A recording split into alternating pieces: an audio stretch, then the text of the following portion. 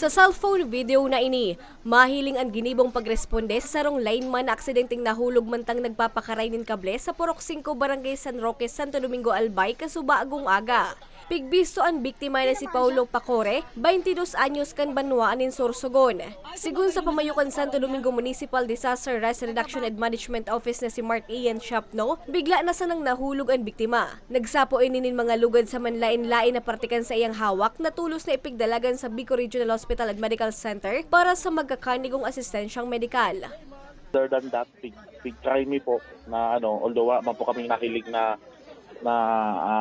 head trauma or any signs of head trauma, stabilize mo po gyari so part kangkit niya. So just to make sure na ma-stabilize sa kondisyon niya.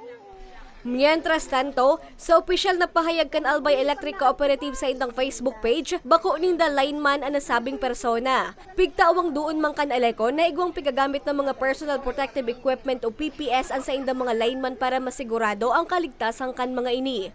Para sa mga baretang tatak Bicol, Regine Bue.